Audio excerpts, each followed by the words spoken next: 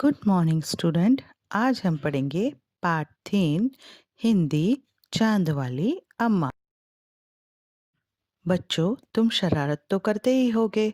कौन कौन सी शरारत करते हो और इन चीज़ों का इस्तेमाल तुम कोई शरारत करने में कैसे करोगे? चीज़ें हैं झाड़ू, पंख, कागज और गुब्बारा।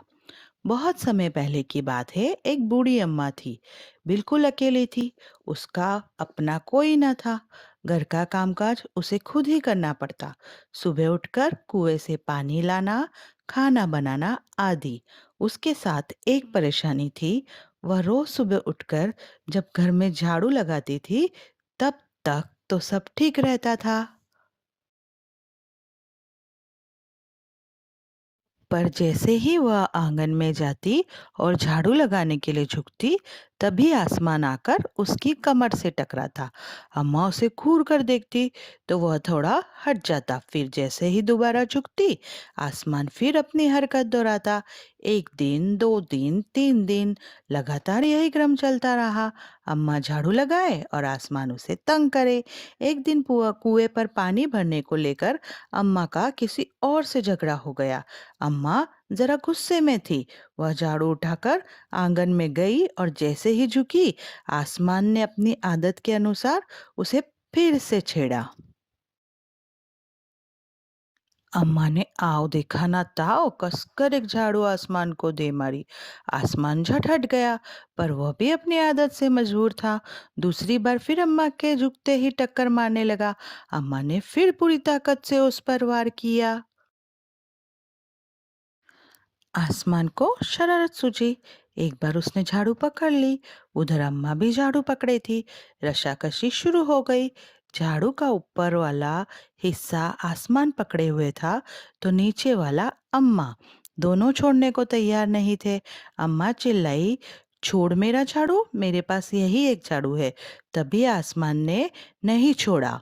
बूढ़ी अम्मा कब तक रशाकशी करती, थक गई। आसमान ने झाड़ू खींचना नहीं छोड़ा। अब वह झाड़ू के साथ ऊपर उठने लगा। उसके साथ साथ झाड़ू पकड़े हुए अम्मा भी ऊपर जाने लगी। वह चिल्लाई, मुझे नीचे छोड़ दो। आसमान ने कहा, अम्मा अब मैं तुम्हें नहीं छोड़ूंगा, ले चलूंगा ऊपर, वहीं झाड़ू लगाना। अम्मा अब झाड़ू नहीं छोड़ सकती थी, क्योंकि वह बहुत ऊपर पहुंच चुकी थी। तभी उसे वहां चांद दिख गया। झट अम्मा ने पैर बढ़ाया और चांद पर चढ़ गई, पर झाड़ू नहीं छोड़ी। आसमान को फिर शरारत सूझी। उसने सोचा, अम्मा तो चांद पर चढ़ गई, यदि चांद उसकी मदद करेगा तो मैं हार जाऊंगा, इसे यहीं रहने दूं। ऐसा सोचकर उसने झाड़ू छोड़ दिया। अम्मा झाड़ू सहित चांद पर रह गई। वह इतनी थक गई थी कि झाड़ू पकड़े पकड़े चांद पर बैठ गई। आसमान ऊपर चला गया। उस दिन से आज तक बूढ़ी अम्मा झाड़ू पकड़े चांद पर बैठी है। तो हमने पाठ का वाचन किया। अब मैं तुम्हें उसका अर्थ एक छोटी सी कहानी के रूप में समझाती हूँ। बहुत समय पहले की बात है। एक बूढ़ी अम्मा थी। वो अकेली रहती थी। अपने सारे काम खुद ही करती थी। सुबह उठकर पानी लाती, खाना बनाती, घर की सफाई भी करती। पर उसे एक परेशानी थी। वो जैसे ही झाड़ू लगाती तो आसमान जो था उसकी पीठ से आकर टकराता और अम्मा को रोज रोज परेशान करता। एक दिन कुएं पे पानी भरते भरते अम्मा का कुछ औरतों से झगड़ा हो गया। वो बहुत गुस्से में थी। तो अम्मा घर जाके फिर झाड़ू लगाने लगी। जैसे ही वो झाड़ू लगाने के लिए झुकी, आसमान फिर से आ गया उन्हें परेशान करने के लिए। अम्मा ने गुस्से में आसमान को जोर से झाड़ू से दे मारा, पर आसमान भी कम नहीं था। वो उन्हें वापस सताने लगा। अम्मा ने फिर मारा, तो इस बार आसमान को शरारत सूझी। उसने क्या किया, अम्मा की झाड़ू पकड़ ली और उनको आसमान में उड़ा के ले गया। वो चिल्लाई, वो बहुत ऊपर पहुंच गई थी, वो थक गई थी, पर आसमान ने उन्हें नहीं छोड़ा। वो इतनी ऊपर पहुंच गई थी कि वहां उन्हें एक चांद दिखाई दिया। तो वो तुरंत उसने क्या किया कि वो चांद पर चढ़ गई, पर फिर भी उन्होंने झाड़ू नहीं छोड़ी। फिर आसमान ने देखा कि अम्मा तो चांद पे चढ़ गई है, अगर चांद उनकी मदद करेगा तो मैं तो हार जाऊंगा। तो फिर आसमान ने एक उपाय सोचा। आसमान ने झाड़ू छोड़ दी और चला गया, और अम्मा जो थी वो चांद पर रह गई। उसी दिन से आज तक अम्मा चांद पर ही बैठी है। तुमको ये कहानी कैसी लगी बच्चों? अब हम पढ़ेंगे प्रश्न अभ्यास। बूढ़ी अम्मा चांद पर क्यों चढ़ गई होगी? बूढ़ी अम्मा आसमान से पीछा छुड़ाने के लिए अपनी झाड़ू समेत चांद पर चढ़ गई होगी। दूसरा प्रश्न है, चांद वाली अम्मा झाड़ू क्यों नहीं छोड़ना चाहती थी? चांद वाली अम्मा झाड़ू इसलिए नहीं छोड़ना चाहती थी क्योंकि उनके पास एक ही झाड़ू था। वो इससे अपना घर आंगन साफ किया करती थी। चित्र को देखकर बताओ कि अम्मा के साथ साथ कौन रहता होगा। अम्मा के साथ बालक के समान शरारती आसमान, एक बिल्ली और चिड़िया रहती होगी। आसमान बार बार आकर अम्मा की कमर से क्यों टकराता था? आसमान अम्मा को परेशान करने के लिए बार बार उनकी कमर से टकराता था। उसे ऐसा करने में बहुत मजा आता था। वह एक शरारती बच्चे की तरह रहा होगा जिसे दूसरे को तंग करने में बहुत मजा आता होगा। रूठना मनाना। जब बूढ़ी अम्मा उड़ी जा रही थी तो उन्होंने आसमान को हर तरह से मनाने की कोशिश की। बताओ उन्होंने क्या-क्या कहा होगा? घबराकर कहा होगा, "अरे बेटा, मुझे ऊपर कहाँ लेकर जा रहे हो?" गिड़गिड़ाकर, "बेटा आसमान, मुझे छोड़ दो, मैं गिरकर मर जाऊँगी।" गुस्से से, "तू मुझे छोड़ता है या नहीं?" तक तरकीब सुझाने पर, "बेटा आसमान, अगर मैं गिर गई, मर गई, तो तू किसके साथ शरारत करेगा?" दूसरी एक्सरसाइज है घूरना। अम्मा उसे घूर कर देखती तो आसमान थोड़ा हट जाता। कब कब ऐसा होता है जब तुम्हें कोई घूर कर देखता है? जैसे मेरा दोस्त मुझे घूर कर देखता है जब मैं उसका मजाक उड़ाता हूँ। मेरे पिता मुझे घूर कर देखते हैं जब मैं अपने नाखून मुंह से काटता हूँ।